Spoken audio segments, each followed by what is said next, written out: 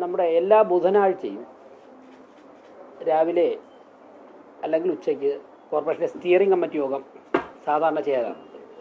ആ steering committee യോഗത്തിലാണ് മേയറും standing committee ചെയർമാന്മാരും deputy മേയറും മറ്റ് സെക്രട്ടറി ഉൾപ്പെടെയുള്ള ഡിപ്പാർട്ട്മെൻറ്റ് തലവന്മാരും ഒക്കെ ചേരുന്നൊരു യോഗമാണത്. അതിലാണ് ഒരാഴ്ചത്തെ പ്രവർത്തനവും അടുത്ത ആഴ്ചത്തെ പ്രവർത്തനം, ഒരാഴ്ചത്തെ പ്രവർത്തനം വിലയിരുത്തുകയും അടുത്ത ആഴ്ചത്തെ പ്രവർത്തനത്തിൻ്റെ ഒരു രൂപരേഖ തയ്യാറാക്കുകയും ചെയ്യുന്നത്. ബുധനാഴ്ച കോമനോട് ഹൈക്കോടതിയുടെ ഉത്തരവനുസരിച്ചുള്ള സത്യപ്രതിജ്ഞയും ഒക്കെ ആയതുകൊണ്ട് ഇന്നലെയാണ് സ്റ്റിയറിംഗ് കമ്മിറ്റി യോഗം ചേർന്നത്. അതിൻ്റെ അവസാന ഘട്ടത്തിൽ ഹോസ്പിറ്റലിൽ നിന്ന് ഡിസ്ചാർജ് വാങ്ങിയിട്ട് ഞാനും പങ്കെടുത്തിരുന്നു. അപ്പോൾ വളരെ ഗൗരവമായ ചില വിഷയങ്ങൾ ചർച്ച ചെയ്യേണ്ടതുണ്ടായിരുന്നത് കൊണ്ടാണ് ഇന്നലെ തന്നെ ഹോസ്പിറ്റലിൽ നിന്നും വന്നിട്ട് അവസാന സമയത്ത് പങ്കെടുക്കേണ്ടി വന്നത്. നമുക്കറിയാം, കുറച്ച് ദിവസം മുമ്പ് ഇവിടെ വിഴിഞ്ഞം സോണലിലെ ഹാർബർ വാർഡിൽ നിന്ന് കുറേ വനിതകൾ ഉൾപ്പെടുന്നവർ കോർപ്പറേഷനിൽ വന്നിട്ട് അവർക്ക് രാജീവ് ഗാന്ധി ആവാസ് യോജന പദ്ധതിയിൽ പെടുത്തി നിർമ്മിച്ചു കൊടുത്ത ഫ്ലാറ്റ് 4 വർഷം കഴിഞ്ഞപ്പോൾ തന്നെ അതിൻ്റെ കോൺക്രീറ്റ് പാളികൾ ഇടിഞ്ഞു വീണതായിട്ടുള്ള പരാതി പറഞ്ഞിരുന്നു. അപ്പം നേരത്തെയും നമ്മുടെ ശ്രദ്ധയിൽപ്പെട്ടിട്ടുണ്ട് ഈ വിഷയം. ഒരു കോൺക്രീറ്റ് പീസ് പൊളിഞ്ഞു വീണിട്ട് ഒരു വനിതയുടെ, ഒരു വീട്ടമ്മയുടെ തലയിൽ പൊട്ടലുണ്ടായി സ്റ്റിച്ച് ചെയ്തിട്ടുണ്ട്, ചികിത്സ തേടിയിട്ടുണ്ട്. ഇത് വാർത്താ മാധ്യമങ്ങളിലൊക്കെ വന്ന് ഞാൻ മേയറാവുന്നതിന് മുമ്പിന് ഇക്കാര്യം അറിഞ്ഞിരുന്നതാണ്. അപ്പോൾ അവരൊക്കെ ഒരുമിച്ച് വന്നിരുന്നു. അതിൻ്റെ അടിസ്ഥാനത്തിൽ അടുത്ത ദിവസം മരാമത്ത് സ്റ്റാൻഡിംഗ് കമ്മിറ്റി ചെയർപേഴ്സൺ ഉൾപ്പെടെയുള്ളവർ ഞങ്ങളവിടെ സന്ദർശിച്ചിരുന്നു. അപ്പോൾ ആൾക്കാർ വന്ന് അവിടുത്തെ കാര്യങ്ങളൊക്കെ പറയും. അതിനുശേഷം ഹാർബർ വാർഡിൽ നിന്നും ഈ ഫ്ലാറ്റിൽ ജീവിക്കാൻ പറ്റുന്നില്ല, പ്രത്യേകിച്ച് മഴ കൂടി ആകുമ്പോഴേക്കും വളരെ ദുരന്തമാണ്, അപകടാവസ്ഥയിലാണെന്ന് പറഞ്ഞിട്ട് നിരവധി കംപ്ലയിൻറ്റുകൾ കിട്ടിയിരുന്നു. അതിൻ്റെ അടിസ്ഥാനത്തിൽ ഞങ്ങൾ എഞ്ചിനീയറിംഗ് സെക്ഷനുമായിട്ട് സംസാരിക്കുകയും ഇന്നലത്തെ സ്റ്റിയറിംഗ് കമ്മിറ്റി യോഗത്തിൽ വിശദമായി ചർച്ച ചെയ്യുകയും ചെയ്തു. അപ്പം 4 വർഷം കഴിയുമ്പോൾ തന്നെ കോൺക്രീറ്റ് പീസുകൾ അടർന്നു വീഴുക എന്ന് പറഞ്ഞാൽ അത് അങ്ങേയറ്റം തന്നെ അന്വേഷണ വിധേയമാക്കേണ്ട കാര്യമാണ്.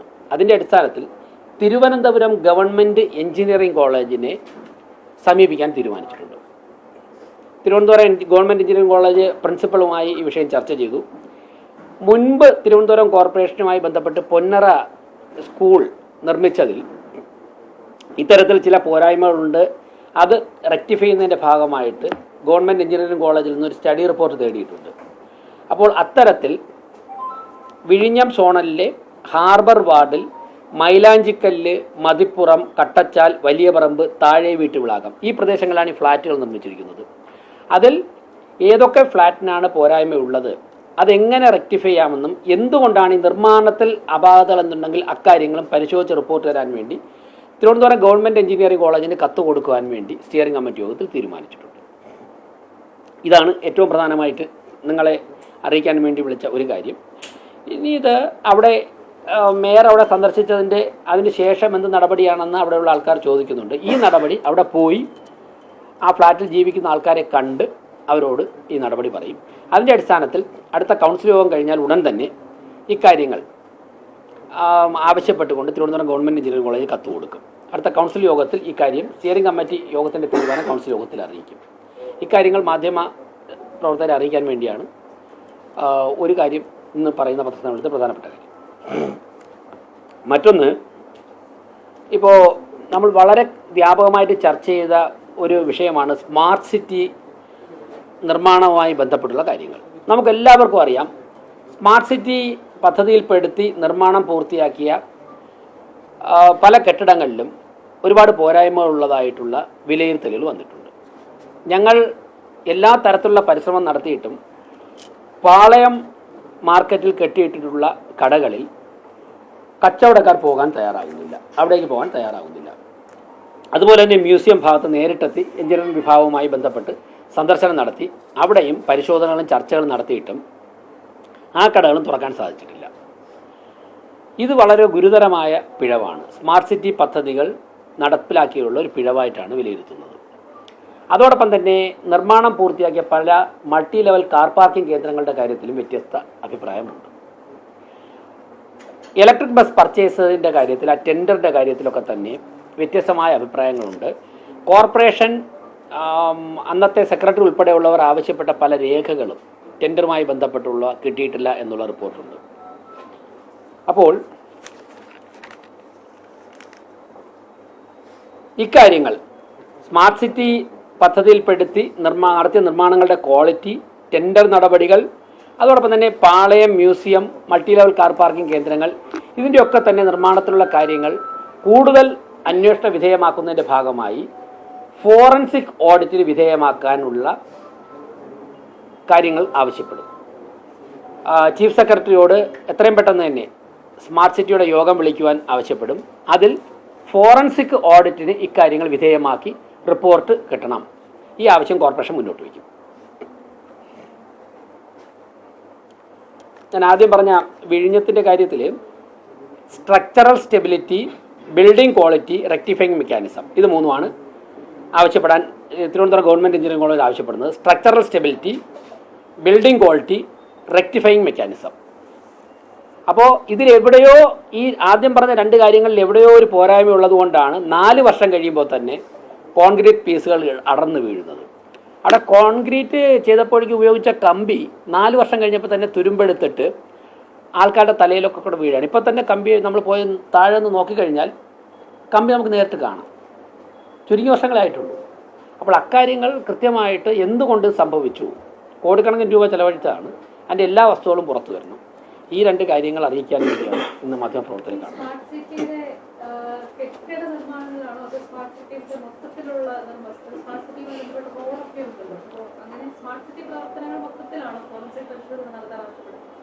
ഫോറൻസിക് പരിശോധനയിൽ ഏതൊക്കെ കാര്യങ്ങൾ സ്മാർട്ട് സിറ്റിയുമായി ബന്ധപ്പെട്ട് ഉൾപ്പെടുത്താൻ സാധിക്കുമോ അതൊക്കെ ഉൾപ്പെടുത്തണം.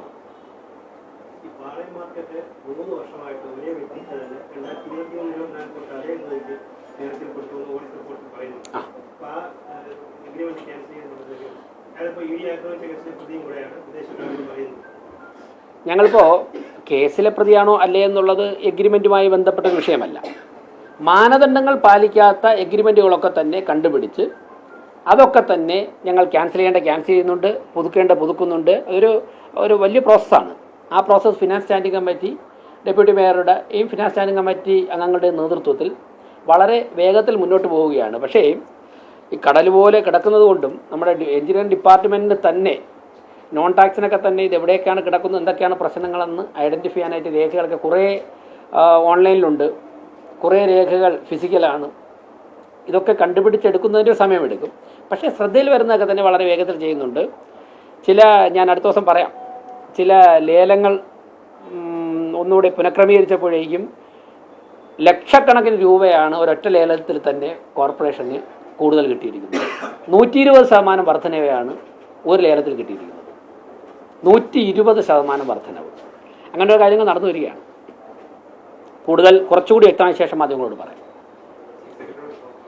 ചീഫ് സെക്രട്ടറിയോട് എത്രയും പെട്ടെന്ന് തന്നെ സ്മാർട്ട് സിറ്റിയുടെ യോഗം വിളിക്കുവാനും ആ സ്മാർട്ട് സിറ്റി യോഗത്തിൽ സ്മാർട്ട് സിറ്റിയുമായി ബന്ധപ്പെട്ട് ഫോറൻസിക് ഓഡിറ്റിന് വിധേയമാക്കേണ്ട കാര്യങ്ങളൊക്കെ തന്നെ ഫോറൻസിക് ഓഡിറ്റിന് വിധേയമാക്കുവാനും ആവശ്യപ്പെടും, രേഖാമൂലം ആവശ്യപ്പെടും.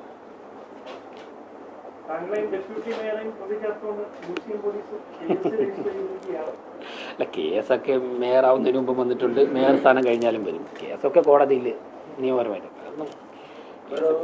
പരസ്യ ബോർഡുകൾ പല മോളിൽ വെച്ചിരിക്കുന്നിടത്തെല്ലാം ഈ കോൺക്രീറ്റ് ഇളകി വീഴാറാവുന്ന അവസ്ഥ വന്നിട്ടുണ്ട്. അപ്പോൾ അത് പരിശോധിക്കാൻ എന്തെങ്കിലും നടപടി ശ്രദ്ധയിൽ വന്നിട്ടുണ്ട്. കാര്യങ്ങൾ എഞ്ചിനീയറിംഗ് വിഭാഗത്തിൻ്റെ ശ്രദ്ധയിൽപ്പെടുത്തിയിട്ടുണ്ട്. ഉള്ള നടപടികൾ. വളരെ പഴക്കമുള്ള ഒരുപാട് ബിൽഡിങ്ങുകളുണ്ട് തിരുവനന്തപുരം പട്ടണത്തിൽ. എല്ലാ പട്ടണങ്ങളിലും ഉണ്ട്. ഇപ്പം കോഴിക്കോട് പട്ടണം എടുത്തു കഴിഞ്ഞാൽ ഇതിനേക്കാളും ഉണ്ട്. തിരുവനന്തപുരത്ത് ഇങ്ങനെയുള്ളതുണ്ട്. അപ്പോൾ അത് ശ്രദ്ധയിൽ വരുന്നതൊക്കെ തന്നെ എത്രയും പെട്ടെന്ന് തന്നെ നിർദ്ദേശങ്ങൾ കൊടുത്തിട്ടുണ്ട്. നോക്കാം, എന്താണ് കൂടുതൽ പരിശോധന ആവശ്യമായി നടത്താം. നേരത്തെ നിശ്ചയിച്ച അജണ്ട ഇന്നലെ പോയല്ലോ. അജണ്ട കൊടുത്തല്ലോ എല്ലാവർക്കും. ഇന്നലെ തന്നെ അജണ്ട കൊടുത്തില്ല. കൗൺസിൽ യോഗം അത് വളരെ മുമ്പ് പറഞ്ഞാണല്ലോ. അജണ്ട കൊടുത്തല്ലോ. തിരുവനന്തപുരം നഗരസഭയിൽ ഒരു ഭരണസ്തംഭനമാണ് നിലവിലുള്ളതെന്നാണ് UDF പറയുന്നത്. പ്രത്യേകിച്ച് ശബരിനാഥ് അല്പസമയം മുമ്പ് മാധ്യമങ്ങൾ കണ്ടപ്പോൾ 27 വരുന്ന തിങ്കളാഴ്ച ഒരു സമരപരിപാടികൾക്ക് കോർപ്പറേഷൻ തന്നെ സമരപരിപാടികൾക്കൊക്കെ അവർ ആഹ്വാനം ചെയ്തിട്ടുണ്ട്. അത് മാത്രമല്ല ഒരു അവിശ്വാസ പ്രമേയം കൊണ്ടുവരാനുള്ള ഒരു നീക്കം കൂടി ഇപ്പോൾ UDF നേതൃത്വം നടത്തുന്നു. വരട്ടെ,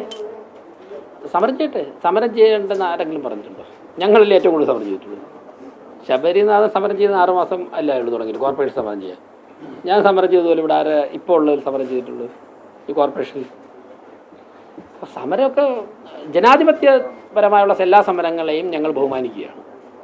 പിന്നെ മുനിസിപ്പൽ ആക്ടിലും ജനപ്രാതിനിധ്യ നിയമത്തിലൊക്കെ ഉള്ള എല്ലാ കാര്യങ്ങളും, അത് അവിശ്വാസമാവട്ടെ ഏത് കാര്യങ്ങളും ഓപ്റ്റ് ചെയ്യാനുള്ള അവകാശം എല്ലാ രാഷ്ട്രീയ പ്രസ്ഥാനങ്ങൾക്കുണ്ട്. അതിനെയും ബഹുമാനിക്കുന്നു.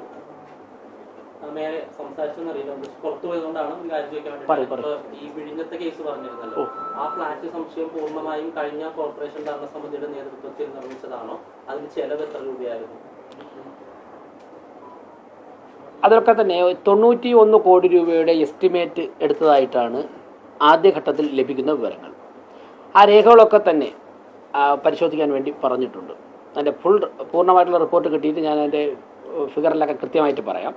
എന്തായാലും ഈ എഞ്ചിനീയറിംഗ് കോളേജിനെ ഏൽപ്പിക്കുമ്പോഴേക്കും ഈ ഘടകങ്ങളൊക്കെ തന്നെ അതിൻ്റെ ഒരു ഫയൽ ഓപ്പൺ ചെയ്യാനുള്ള ഏൽപ്പിക്കുന്നത് അതിലുണ്ടാകും. പക്ഷേ അത്ര തുക ചിലവാക്കിയതായിട്ടുള്ള വിവരങ്ങൾ കാണുന്നില്ല. അത് എടുത്ത് 91 കോടി രൂപ എസ്റ്റിമേറ്റ് എടുത്തായിട്ട് കാണുന്നത്.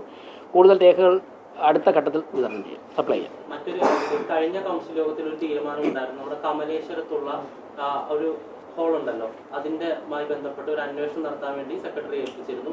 അതിന്റെ റിപ്പോർട്ട് ആയിട്ടുണ്ടോ? അത് ഈ കൗൺസിൽ യോഗത്തിൽ പരിഗണിക്കും. സെക്രട്ടറി അന്വേഷണം നടത്തിയിട്ടുണ്ട്. ഈ കൗൺസിൽ യോഗത്തിൽ സെക്രട്ടറി റിപ്പോർട്ട് ചെയ്യും. 29-ാം തീയതി അവിശ്വാസം കൊണ്ടുവരുവാണെങ്കിൽ നിലവിലിപ്പോൾ സുഗതൻ ജയിലിലാണ്. ആ സാഹചര്യം പരിഗണിക്കുമ്പോഴത്തേക്കും നിങ്ങൾ സേഫായ അക്ഷരനിലയിലാണോ? 5 വർഷത്തേക്ക് ഏറ്റവും സേഫായിട്ടാണ് മുന്നോട്ട് പോകുന്നത്. ഇപ്പോഴത്തെ അവസ്ഥയിൽ അതിനുശേഷവും 2047 വരെ, 2047 ബഹുമാനപ്പെട്ട നരേന്ദ്രമോദിയുടെ മുന്നിലുള്ള ലക്ഷ്യം, കേന്ദ്ര ഗവൺമെൻറ് മുന്നിലുള്ള ലക്ഷ്യം, അതുവരെ ഏറ്റവും സേഫായിട്ട് പോകാനുള്ള എല്ലാ സാധ്യതയും തെളിഞ്ഞു കഴിഞ്ഞു. 2047 ഇന്ത്യ ലോകത്തിലെ ഏറ്റവും വലിയ സാമ്പത്തിക ശക്തി ആയി മാറുമ്പോൾ അതിന് ഒരു കോർപ്പറേഷൻ എന്നുള്ള നിലയ്ക്ക് ഏറ്റവും കൂടുതൽ കോൺട്രിബ്യൂട്ട് ചെയ്യാൻ പറ്റുന്നതെന്ന് തിരുവനന്തപുരം, അതിലേക്ക് എത്തിക്കുവാനുള്ള പരിശ്രമം ഞങ്ങൾ ആരംഭിച്ചു, ശക്തമായിട്ട് മുന്നോട്ട് പോകുക. ഈ മാലിന്യ സംസ്കരണത്തിൽ വീഴ്ചയില്ലേ? നമ്മൾ സ്റ്റാർട്ട് ചെയ്തപ്പോൾ ഇൻഡോർ മോഡൽ പറഞ്ഞു, പക്ഷേ ഇപ്പോഴും പല സ്ഥലത്തും പ്രോപ്പറായിട്ട് മഴക്കാലപൂർവ്വ ശുചീകരണം ഉൾപ്പെടെ നടക്കുന്നില്ല.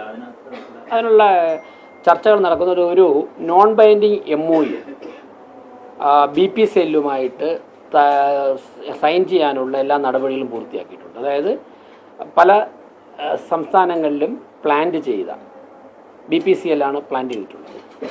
അപ്പോൾ അവർ വിജയകരമാണ്. BPCLിൻ്റെ നാഷണൽ ലെവൽ ലീഡ് ചെയ്യുന്ന ഉദ്യോഗസ്ഥർ തന്നെ കോർപ്പറേഷനിലെത്തി ഒന്നിൽ കൂടുതൽ തവണ ചർച്ച നടത്തിയിട്ടുണ്ട്. നോൺ ബൈൻഡിങ് MOU ഡ്രാഫ്റ്റ് ചെയ്തിട്ടുണ്ട്. അതിൻ്റെ അടുത്ത പ്രോസസ്സിലേക്ക് പോവുകയാണ്. അപ്പോൾ കഴിഞ്ഞ 4-5 മാസം ഇക്കാര്യങ്ങളിലൂടെ തയ്യാറെടുപ്പുകളായിരുന്നു. നമുക്കിപ്പോൾ ഉള്ള സ്ഥലം എവിടെയാണ്? വിളപ്പിൽശാല അശാസ്ത്രീയമായി കൈകാര്യം ചെയ്തുകൊണ്ട് തന്നെ ആ ഭാഗത്തേക്ക് ഈ പദ്ധതിയുമായി പോകാൻ വേണ്ടി പരിമിതിയുണ്ട്. അന്ന് നന്നായിട്ട് അത് കൈകാര്യം ചെയ്തിരുന്നെങ്കിൽ പ്രശ്നമില്ലായിരുന്നു. അവിടുത്തെ ജനങ്ങൾ നല്ല സഹകരിച്ചവരാണ്. അപ്പോൾ അങ്ങനെയുള്ള ചില മുന്നൊരുക്കങ്ങൾ നടത്തുകയായിരുന്നു. ഇപ്പോൾ കഴിഞ്ഞ ഒരാഴ്ച ഞാൻ ഡൽഹിയിലായിരുന്നല്ലോ. അപ്പോൾ അതൊക്കെ തന്നെ ഇത്തരത്തിലുള്ള കാര്യങ്ങളുടെ ചർച്ചയുമായി ബന്ധപ്പെട്ടായിരുന്നു. ബഹുമാനപ്പെട്ട രാജീവ് ചന്ദ്രശേഖർജി, BJPയുടെ അഖിലേന്ത്യാ പ്രസിഡന്റ് ഉൾപ്പെടെ ഞങ്ങൾ രണ്ടുപേരും കൂടി ഡൽഹിയിൽ ചില കാര്യങ്ങളിൽ ഇടപെട്ടിട്ടുണ്ട്. അതിൻ്റെയൊക്കെ അടിസ്ഥാനത്തിലാണ് BPCL തിരുവനന്തപുരം കോർപ്പറേഷനിൽ എത്തുകയും ചർച്ച നടത്തുകയും ചെയ്തത്. തിരുവനന്തപുരം കോർപ്പറേഷൻ സെക്രട്ടറി അതിൻ്റെ ഫോളോ അപ്പ് വർക്കിലാണ്. അതിൻ്റെ സമയമെടുക്കും. ആ സമയത്തിനുള്ളിൽ ഞങ്ങൾ പറഞ്ഞുള്ളിൽ പരിഹരിക്കും. ഇപ്പോൾ തെരുവ് നായ്ക്കളുടെ കാര്യം 1 വർഷത്തിനകം പരിഹരിക്കുമെന്നാണല്ലോ ഞങ്ങൾ പറഞ്ഞിരുന്നത്. ഇന്നലെയാണ് 6 മാസം കഴിഞ്ഞത്. നിങ്ങൾ എവിടെയെങ്കിലും തെരുവ് നായ ശല്യം രൂക്ഷമാണെന്ന് നിങ്ങൾ ചൂണ്ടിക്കാണിച്ചാൽ പരമാവധി അന്നത്തെ ദിവസം അല്ലെങ്കിൽ അടുത്ത ദിവസം അതിൻ്റെ അടുത്ത ദിവസവും അതിനെ ഞങ്ങൾ ഷെൽട്ടർ ചെയ്യും. പിടിക്കുന്ന ഒരു തെരുവ് നായയും ABC കഴിഞ്ഞ് പുറത്തു വിടുന്നില്ല. ഇത് എല്ലാവരോടും മാധ്യമങ്ങളോട് പറഞ്ഞുകൊണ്ടാണ് ചെയ്യുന്നത്. മെഡിക്കൽ കോളേജിൽ പോയിട്ട് അന്ന് 22 എണ്ണത്തിന് പിടിച്ചു. ഓരോ ദിവസവും പിടിക്കുന്ന തെരുനായ്ക്കളുടെ റിപ്പോർട്ടുണ്ട്. എല്ലാ തെരുനായ്ക്കളും ഹെൽത്തിയാണ്. അപ്പം ഞങ്ങൾ 1 വർഷത്തിനകം അത് പരിഹരിക്കുമെന്ന് പറഞ്ഞു. 6 മാസം കൊണ്ട് തന്നെ പരിഹരിച്ച് തുടങ്ങി. ഈ തെരുനായ്ക്കളുടെ ബുദ്ധിമുട്ട് ഇപ്പോൾ ആശുപത്രികൾ, കോളേജുകൾ, bus stand, railway station, museum ഇങ്ങനെയുള്ള സ്ഥലത്താണ് പിടിച്ചുകൊണ്ടിരിക്കുന്നത്. കഴിഞ്ഞ ദിവസം 1-2 വാർഡുകളിൽ നിന്നും അവിടെ പേവിഷബാധയേറ്റ 2 തെരുനായ്ക്കളുണ്ടെന്ന് പറഞ്ഞു. അപ്പം തന്നെ പോയിട്ട് പിടിക്കുക. ഇപ്പം നഗരത്തിലെ ജനങ്ങൾ അക്കാര്യത്തിൽ ഒരു ആശ്വാസത്തിലേക്ക് വരികയാണ്. പൂർണ്ണമായിട്ട് പരിഹരിച്ചു എന്ന് ഞാൻ പറയുന്നില്ല, ഒരു ആശ്വാസത്തിൽ വരിക. ഞാൻ നിങ്ങൾ മാധ്യമപ്രവർത്തകർ ഉൾപ്പെടെ സന്തോഷത്തോടെ പറയില്ലേ, നിങ്ങളുടെ അറിവിലും ഞങ്ങളെക്കാൾ കൂടുതൽ വിവരങ്ങൾ നിങ്ങൾക്ക് ലഭിക്കുമല്ലോ. ഇന്ന സ്ഥലങ്ങളിൽ അക്രമകാരികളായ തെരുവ് നായ്ക്കളുണ്ട് എന്ന് പറഞ്ഞാൽ ആ നിമിഷം തന്നെ സ്ക്വാഡിനെ അയക്കാൻ വേണ്ടി തിരുവനന്തപുരം കോർപ്പറേഷൻ പ്രിപ്പയർഡാണ്. ഞങ്ങൾ 6 മാസം കൊണ്ട് അവിടെ എത്തിയില്ലേ. ബഹുമാനപ്പെട്ട മുഖ്യമന്ത്രിയെ തന്നെ പങ്കെടുപ്പിച്ചുകൊണ്ട് കുടിവെള്ള പ്രശ്നവും വെള്ളക്കെട്ടും പരിഹരിക്കുവാനുള്ള ഒരു കോൺക്ലേവ് തിരുവനന്തപുരം കോർപ്പറേഷൻ ഹോസ്റ്റ് ചെയ്യാൻ വേണ്ടി ഏറെക്കുറെ ആലോചിച്ചു പദ്ധതി പൂർത്തിയാക്കുന്നതിലേക്ക് പോവുകയാണ്. അതിൽ ബഹുമാനപ്പെട്ട ശ്രീ ബിജു പ്രഭാകർ, തിരുവനന്തപുരം ജില്ലയുടെ മുൻ കളക്ടർ, അദ്ദേഹം അതിലൊരു പേപ്പർ പ്രസൻറ്റ് ചെയ്യാൻ സമ്മതിച്ചിട്ടുണ്ട്. വാട്ടർ അതോറിറ്റിയുടെ ഉദ്യോഗസ്ഥന്മാരുമായി സംസാരിച്ചു വരികയാണ്. കുടിവെള്ള പ്രശ്നം പരിഹരിക്കാൻ വേണ്ടി അവരുടെ മുന്നിൽ നല്ല മാർഗ്ഗങ്ങളുണ്ട്. അതവർ ഈ കോൺക്ലേവിന് മുമ്പാകെ പ്രസൻറ്റ് ചെയ്യാൻ സമ്മതിച്ചിട്ടുണ്ട്. അതിൻ്റെയൊക്കെ തയ്യാറെടുപ്പുകൾ നടക്കണം. അപ്പോൾ കുടിവെള്ള പ്രശ്നവും വെള്ളക്കെട്ട് ഞങ്ങൾ പറഞ്ഞതനുസരിച്ച് സമയബദ്ധമായി പരിഹരിക്കുവാനുള്ള കാര്യങ്ങൾ തുടങ്ങുന്നു. അതിൽ ബഹുമാനപ്പെട്ട മുഖ്യമന്ത്രിയുടെയും സംസ്ഥാന സർക്കാരിൻ്റെയും ഒക്കെ തന്നെ പൂർണ്ണ സഹകരണവും ഇടപെടലും ആവശ്യമാണ്. കാരണം എന്താണ്, പല ഡിപ്പാർട്ട്മെൻറ്റിൽ ചേർന്നതല്ലേ, ഇറിഗേഷൻ ഒക്കെ. അപ്പോൾ മുഖ്യമന്ത്രി വളരെ പോസിറ്റീവായിട്ടാണ് പ്രതികരിച്ചത്. അദ്ദേഹം അതെല്ലാം സമ്മതിച്ചിട്ടുണ്ട്. ബഹുമാനപ്പെട്ട മന്ത്രി ശ്രീ കെ മുരളീധരനുമായിട്ട് സംസാരിച്ചു, ശ്രീ CP ജോണുമായിട്ട് സംസാരിച്ചു, തിരുവനന്തപുരത്തെ മന്ത്രിമാർ, അവരൊക്കെ സഹകരിക്കുകയാണ്. വേസ്റ്റ് മാനേജ്മെൻറ്റ്, താങ്കൾ ചോദിച്ച ചോദ്യത്തിന് ഉത്തരം. അപ്പം ഞങ്ങൾ തെരഞ്ഞെടുപ്പ് സമയത്ത് ജനങ്ങളുടെ മുമ്പാകെ വെച്ച 4 കാര്യങ്ങളിൽ സമയബന്ധിതമായി മുന്നോട്ട് പോയിക്കൊണ്ടിരിക്കുക തന്നെയാണ്. അതിൽ തെരുവുനായ ശല്യം പരിഹരിച്ചു തുടങ്ങി. അപ്പോൾ ഇങ്ങനെ പ്രവർത്തിക്കുന്ന ഒരു കോർപ്പറേഷനിൽ ഭരണം സ്തംഭനമെന്ന് ആരെങ്കിലും പറഞ്ഞാൽ പിന്നെ ഇന്ന് അവധി ദിവസമില്ലേ, ഇതൊക്കെ കോർപ്പറേഷനിലെ ജീവനക്കാരാണ് വരുത്തുന്നതിൽ പലരും. പുറത്ത് എൻ്റെ മേയറുടെ സെക്ഷനിൽ പ്രവർത്തിക്കുക. ഞാൻ രാവിലെ 10:30 ഇവിടെ വന്നു ഇല്ലേ. ഇന്നലെ മേയറുടെ ഓഫീസിലുണ്ടായിരുന്നു, ഡെപ്യൂട്ടി മേയർ ഉണ്ടായിരുന്നു, സ്റ്റാൻഡിംഗ് കമ്മിറ്റി ചെയർമാൻമാരുണ്ടായിരുന്നു, എല്ലാവരും ഉണ്ടായിരുന്നു. ഹോസ്പിറ്റലിൽ നിന്ന് ഡിസ്ചാർജ് വാങ്ങിയിട്ട് ഡോക്ടറോട് അങ്ങോട്ട് പറഞ്ഞ് ഡിസ്ചാർജ് വാങ്ങിയതാണ്. വന്നിട്ട് 3 മണിക്ക് ഇന്നലെ സ്റ്റാൻഡിംഗ് കമ്മിറ്റി ചെയർമാൻമാരെല്ലാം മെഡിക്കൽ കോളേജിലുണ്ടായിരുന്നു, ഞങ്ങളുടെയൊക്കെ അടുത്തുണ്ടായിരുന്നു. അപ്പോൾ എല്ലാവരും 2:30 ആയപ്പോൾ അവിടെ നിന്ന് ചെമ്പഴന്തി ഉദയൻ, പാറ്റൂർ രാധാകൃഷ്ണൻ, കരമനാജിത്ത്, MR ഗോവൻ ഉൾപ്പെടെ അവർ ഇവിടെ അയച്ചിട്ട് സ്റ്റിയറിംഗ് കമ്മിറ്റി തുടങ്ങി. 4 മണിയായപ്പോൾ മേയർ പങ്കെടുത്ത് ചർച്ച ചെയ്യേണ്ട 2-3 അജണ്ടകൾ മാറ്റി വെച്ചിരുന്നു. മേയർ ഇവിടെ എത്തി, അതിൽ പങ്കെടുത്തു. ഇതിലപ്പുറം വേഗതയിൽ ഏത് തരത്തിൽ പിന്നെ രാത്രി 10 മണിക്കും 11 മണിക്കും ഒക്കെ നിങ്ങളിവിടെ വന്നിട്ടുള്ളവരുണ്ടാവായിരുന്നു. ഇവിടെ ആ സമയത്തും ചർച്ചകൾ പലതും നടക്കുകയാണ്, ജനങ്ങൾ വരികയാണ്. മേയറെ കാണാൻ വേണ്ടി വരുന്ന ആർക്കെങ്കിലും കാണാൻ പറ്റിയില്ലെന്ന് പറയാറുണ്ട്. തിരുവനന്തപുരം കോർപ്പറേഷന് പുറത്ത് ഞാൻ സ്ഥലം എല്ലാം പറയുമ്പോൾ പല സ്ഥലങ്ങളിൽ നിന്നും ജനങ്ങൾ പല കാര്യങ്ങൾക്ക് വേണ്ടി കോർപ്പറേഷനിൽ വരുന്നുണ്ട്. ചിലത് നമുക്ക് ചെയ്തു കൊടുക്കാൻ പറ്റും വ്യക്തിപരമായിട്ടൊക്കെ, ചിലത് സാധിക്കുന്നതല്ല. അപ്പം ഇങ്ങനെ പ്രവർത്തിക്കുന്ന ഒരു ദിവസം ഇവിടെ പ്രധാനപ്പെട്ട ആരെങ്കിലും അവധി എടുത്തിട്ടുണ്ട്, ഈ ഓഫീസിൽ ഫംഗ്ഷൻ ചെയ്യാതിരുന്നിട്ടുണ്ട്. അപ്പം അങ്ങനെ പ്രവർത്തിക്കുന്ന ഇതിലപ്പുറം എന്താണ് മനുഷ്യസാധ്യമായുള്ളത്? ചോദ്യം ചോദിച്ചാൽ നിങ്ങൾ പുറകിലുണ്ട് ഭരണത്തിൽ. എന്താണ് നഗരസഭയിൽ മാലിന്യം കുന്നുകൂടുകയാണ്, കൊതുക് വരികയാണ്. പോയി മാലിന്യം നീക്കുന്നതിന് പോലെ കൈയും കാലും ഒടിച്ചാൽ അത് കൊതുകിനെ മനസ്സിലാവില്ല. അല്ല, അതൊക്കെ ഞാൻ അതിനൊന്നും കമന്റ് പറയുന്നില്ല. ഇവിടെ നിലവിലുള്ള ഒരു സിസ്റ്റം ഉണ്ട്.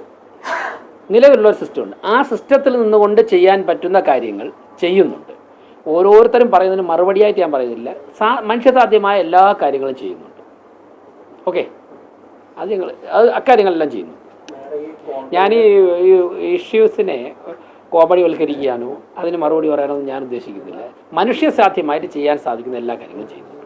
ഈ കോൺക്ലേവിന്റെ കാര്യം പറഞ്ഞുകൊണ്ട് ചോദിക്കുകയാണ്. കഴിഞ്ഞ വട്ടം ഭരണത്തിലേറിയ സമയത്ത് നമ്മളൊരു നയരേഖ തയ്യാറാക്കിയിരുന്നു. അതിനുശേഷം ഒരു വികസന കോൺക്ലേവ് ഫെബ്രുവരി മാസത്തോടെ നടപ്പിലാക്കുമെന്ന് പറഞ്ഞിരുന്നു കോർപ്പറേഷൻ നേതൃത്വത്തിൽ.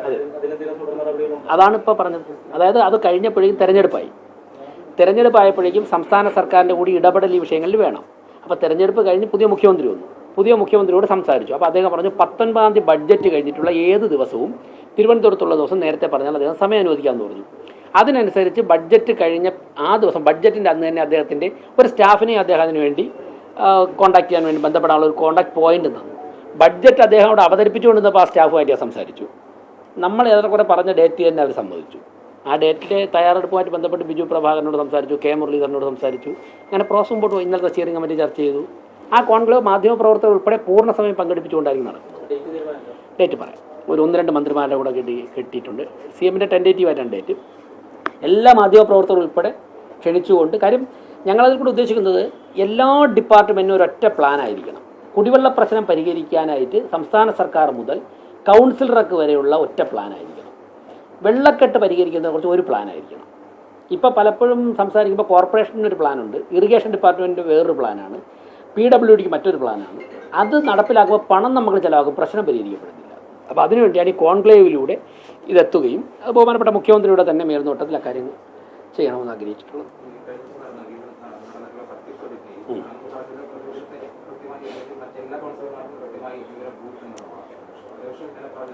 അവർക്ക് ഈ സമയം, അതായത് 4:30-ക്കാണ് സത്യപ്രതിജ്ഞ പറഞ്ഞത്.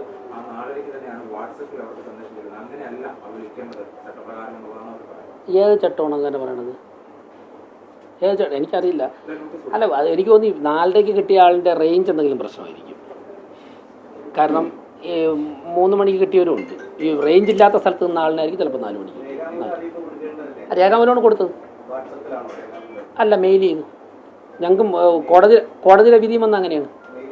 മെയിൽ ചെയ്തു, കൗൺസിൽ പാർട്ടി ലീഡേഴ്സിന് മെയിൽ ചെയ്തു. പിന്നെ രേഖാമൂലം നിർബന്ധമായും അറിയിക്കേണ്ടത് ഇതിൽ അഫക്റ്റഡ് പാർട്ടീസ് ആയിട്ടുള്ള കൗൺസിലേഴ്സിന്. അവരെ കൃത്യമായിട്ട് രേഖാമൂലം അറിയിച്ചു. അവരുടെ കയ്യിൽ നിന്ന് റിക്വസ്റ്റ് അവർ തന്നു, അവരെ രേഖാമൂലം അറിയിച്ചു, റിസീവ്ഡ് കോപ്പിയും വാങ്ങിയിട്ടുണ്ട്. അവരെയാണ് നിർബന്ധമായിട്ടും അറിയിക്കേണ്ടത്. കളക്ടറെ ഗവൺമെൻറ്റിനെ കമ്മ്യൂണിക്കേറ്റ് ചെയ്തിട്ടുണ്ട്, തദ്ദേശ സ്വയംഭരണ വകുപ്പിനെ കമ്മ്യൂണിക്കേറ്റ് ചെയ്തിട്ടുണ്ട്, തെരഞ്ഞെടുപ്പ് കമ്മീഷനെ കമ്മ്യൂണിക്കേറ്റ് ചെയ്തിട്ടുണ്ട്, ജില്ലാ കളക്ടറെ കമ്മ്യൂണിക്കേറ്റ് ചെയ്തിട്ടുണ്ട്. അല്ല, ഹർജി ഒരുപാട് പോയി. ഇപ്പോൾ തെരുവുനായ പഠിച്ചപ്പോൾ തന്നെ സുപ്രീം കോടതി ഹർജി പോയിട്ടുണ്ട്. അല്ല, അതൊക്കെ നിയമപരമായിട്ടുള്ള കാര്യങ്ങൾ. അത് വിശകലനം ചെയ്യേണ്ട ഫോറത്തിൽ വിശകലനം ചെയ്യട്ടെ. ഞങ്ങൾക്ക് ബഹുമാനപ്പെട്ട ഹൈക്കോടതിയുടെ നിർദ്ദേശം കിട്ടി. സർട്ടിഫൈഡ് കോപ്പി കിട്ടിക്കഴിഞ്ഞാൽ കോമ്പറ്റന്റ് അതോറിറ്റിയുടെ മുമ്പിൽ വെച്ച് പെർമനന്റ് സംവിധാനത്തിൽ ചെയ്യണമെന്ന് അക്കാര്യങ്ങൾ 100% പാലിച്ചിട്ടുണ്ട്.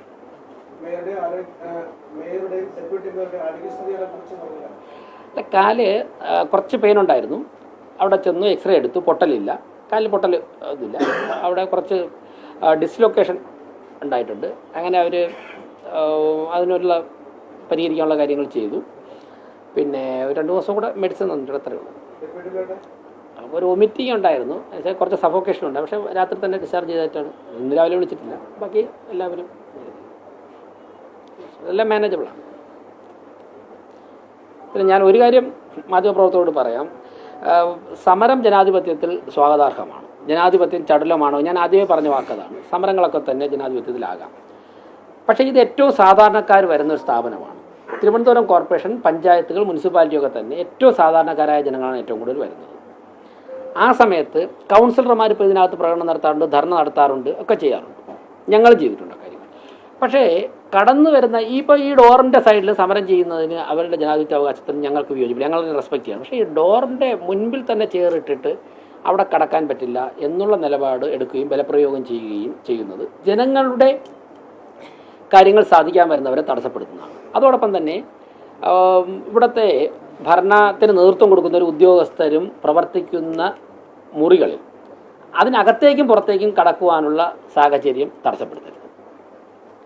സമരം, എല്ലാ സമരത്തെയും ന്യായമായിട്ടുള്ള എല്ലാ ആവശ്യങ്ങളും, എല്ലാ സമരത്തെയും ഞങ്ങൾ ബഹുമാനിക്കുന്നു. ഓരോ പാർട്ടിക്കും സ്വാതന്ത്ര്യമുണ്ട് അവരുടെ സമരം എങ്ങനെ നടത്തണമെന്ന് തീരുമാനിക്കാൻ വേണ്ടി. മേയർ റൂമിൽ കയറാൻ സമ്മതിക്കില്ല, മേയർ കയറിയാൽ ഇറങ്ങാൻ സമ്മതിക്കില്ല. കോർപ്പറേഷൻ ഓഫീസിലെ കസേര എടുത്തിട്ട് മേയറുടെ ഡോർ ബ്ലോക്ക് ചെയ്യുന്നു.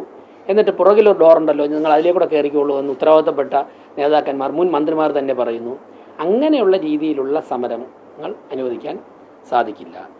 സമരം ചെയ്യുന്നവരോട് കോർപ്പറേഷൻ്റെ വസ്തുവകകൾ നശിപ്പിക്കരുത്. ഞങ്ങൾ 5 വർഷം പ്രതിപക്ഷത്തായി നല്ല സമരങ്ങൾ ചെയ്തിട്ടുണ്ട്. ഒരു കടലാസ് പോലും ഇവിടെ ഞങ്ങൾ കയറിയിട്ടില്ല. ഞങ്ങൾ ഇതിൻ്റെ 30 ദിവസം ഇവിടെ സത്യാഗ്രഹം നടന്നിട്ടുണ്ട്. ഒരു പൊതുമുതലും ഞങ്ങൾ നശിപ്പിച്ചിട്ടില്ല. അപ്പോൾ പിന്നെ ഒരു കാര്യമുള്ളത്, ഇവിടെ ഇപ്പോൾ ഒരുപാട് ജനങ്ങൾ വരുന്നുണ്ട്. ദിവസവും ഏറ്റവും ചുരുങ്ങിയ 200 മുതൽ 250 പേർ വരെ വ്യത്യസ്ത ആവശ്യങ്ങൾക്ക് മേയറെ കാണാൻ വേണ്ടി വരുന്നുണ്ട്. ഏറെക്കുറെ എല്ലാവർക്കും കാണാൻ സാധിക്കുന്നുണ്ട്. അപ്പോൾ ഒരു മാസം ഒരു 6000-7000 പേര് കാണാൻ വരുന്നുണ്ട്. അപ്പോൾ അങ്ങനെയുള്ള ആൾക്കാർക്ക് ഭയമുണ്ടാകുന്ന തരത്തിലുള്ള നിലപാടുകൾ, അവരൊക്കെ തന്നെ വളരെ സാമ്പത്തികമായൊക്കെ പിന്നോക്കം നിൽക്കുന്നവർ, ദൂരെ നിന്നൊക്കെ വരുന്നവരാണ്. അങ്ങനെയുള്ള നിലപാടുകൾ സ്വീകരിക്കരുത്. കോർപ്പറേഷൻ്റെ ദൈനംദിന പ്രവർത്തനത്തെ തടസ്സപ്പെടുത്തുക. അപ്പോൾ ഞങ്ങൾ തെരുവുനായ്ക്കളുടെ പ്രശ്നം പരിഹരിക്കുന്നത് ഇവിടെ കണ്ടിന്യൂസ് ആയിട്ട് ഒരു മെഷീനറി വർക്ക് ചെയ്താൽ മാത്രമേ റെക്ടിഫൈ ചെയ്യാൻ പറ്റുള്ളൂ. കുടിവെള്ളം പലയിടത്തും കിട്ടുന്നില്ല. ടാങ്കർ അതാത് സ്ഥലത്ത് എത്തണമെങ്കിൽ ഇവിടെ ഒരു മെഷീനറി വർക്ക് ചെയ്യണം. ആ മെഷീനറിയെ തടസ്സപ്പെടുത്തുന്നത് സാധാരണക്കാരായ ജനങ്ങളെ ദ്രോഹിക്കുന്നതിന് തുല്യമാണ്. പിന്നെ ഇനി വേറൊരു കാര്യം കൂടെ ഞാൻ പറയാം, ഏതൊക്കെ തരത്തിൽ തടസ്സപ്പെടുത്താൻ വേണ്ടി ശ്രമിച്ചാലും ഞങ്ങളിവിടെ വരും, ജനങ്ങൾക്ക് വേണ്ടി പ്രവർത്തിക്കും. അതിൽ യാതൊരു വിട്ടുവീഴ്ചയും ഉണ്ടാവുകയില്ല. അത് അത്തരത്തിൽ അറിഞ്ഞ് പെരുമാറണം എന്നാണ് പറയുന്നത്. പ്രതിപക്ഷത്തെ ബഹുമാനിക്കുന്നു, പ്രതിപക്ഷ അംഗങ്ങളെ ബഹുമാനിക്കുന്നു, അവർക്ക് വേണ്ടി കൂടിയാണ് ഈ വർക്ക് ചെയ്യുന്നത്. ഇപ്പോൾ പലരും വിളിച്ചിട്ട് പറയുന്നത് അവരുടെ പ്രതിപക്ഷ അംഗങ്ങൾ വിളിച്ചിട്ട് അവരുടെ വാർഡിൽ തെരുവുനായ്ക്കളുടെ ശല്യം ഉണ്ടെന്ന് പിടിക്കണമെന്ന് പറയുമ്പോൾ ഇവിടെ ഈ മെഷീനറി ഫംഗ്ഷൻ ചെയ്താലല്ലേ നമുക്ക് കറക്റ്റ് ചെയ്യാൻ പറ്റുള്ളൂ. അതൊക്കെ ചെയ്യുന്നു. ഏതെങ്കിലും ഒരു അംഗം പറയട്ടെ, ഞങ്ങളുടെ വാർഡിൽ നിന്നൊരു ആവശ്യം ഉന്നയിച്ചു, ഞങ്ങൾ പ്രതിപക്ഷത്താണ്, ചെയ്തില്ല എന്നാരെങ്കിലും പറയട്ടെ. സാധ്യമായെല്ലാം ചെയ്തു കൊടുത്തിട്ടുണ്ട്. അവിടെ സമരങ്ങളെ റെസ്പെക്റ്റ് ചെയ്യുന്നു. കോർപ്പറേഷൻ്റെ വസ്തുവകൾ നശിപ്പിച്ചുകൊണ്ടോ മേയറെയും മറ്റ് ഭരണത്തിന് നേതൃത്വം കൊടുക്കുന്നവരെ തടഞ്ഞുകൊണ്ടോ ഉദ്യോഗസ്ഥരെ തടഞ്ഞുകൊണ്ടുള്ള സമരങ്ങൾ ഒഴിവാക്കണം. കൗൺസിലർമാരല്ലാതെ പുറത്തു നിന്ന് വരുന്ന പൊതുപ്രവർത്തകർ കോർപ്പറേഷൻ കോമ്പൗണ്ടിനകത്ത് കയറി സമരം ചെയ്യുന്നത് അതിനെയും നിയന്ത്രിക്കണം. അതായത് രാഷ്ട്രീയ പാർട്ടി അല്ലെങ്കിൽ രജിസ്ട്രേഷനുള്ള എല്ലാ രാഷ്ട്രീയ പാർട്ടികളുടെയും നേതാക്കന്മാരും പ്രവർത്തകരും കോർപ്പറേഷനുള്ളിൽ വരും. അവർ കോർപ്പറേഷൻ ബിൽഡിങ്ങിൽ പോയി അവരെ കൗൺസിലർമാരെ പോലെ കൺട്രോൾഡ് ഫോഴ്സ് ആയിരിക്കില്ല, ഒരു ഫ്ലോട്ടിംഗ് പോപ്പുലേഷൻ ആയിരിക്കും. അവർ വരുമ്പോഴേക്കും ഇപ്പോൾ ഈ പല സ്മാർട്ട് സിറ്റി പദ്ധതികളിലൊക്കെ ഉൾപ്പെടുത്തി നിർമ്മിച്ചിട്ടുള്ളതൊക്കെ തന്നെ വളരെ വിലപിടിപ്പുള്ളതാണ്. ഇപ്പോൾ ചില റൂമുകളിലിരിക്കുന്ന TV ഒക്കെ തന്നെ ഓൺലൈൻ മീറ്റിങ്ങിലൊക്കെ പങ്കെടുക്കാൻ സൗകര്യത്തിനൊക്കെയാണ് ഇത് വച്ചിരിക്കുന്നത്. എന്തെങ്കിലും ഉള്ളും തള്ളും ഉണ്ടായിക്കഴിഞ്ഞാൽ ലക്ഷക്കണക്കിന് രൂപയുടെ വസ്തുക്കളാണ് നശിക്കുന്നത്. അതുകൊണ്ട് കൗൺസിലേഴ്സ് ആകുമ്പോഴേക്കും ഒരു കൺട്രോൾഡ് ഫോഴ്സാണ്, അവരെല്ലാം രാഷ്ട്രീയ നേതാക്കന്മാർ, അവർക്കൊക്കെ അറിയാം. അതുകൊണ്ട് പുറത്തുനിന്നുള്ള ആൾക്കാർ കോർപ്പറേഷൻ ബിൽഡിങ്ങിനകത്ത് കയറി സമരം ചെയ്യുന്നത് അവസാനിപ്പിക്കണം.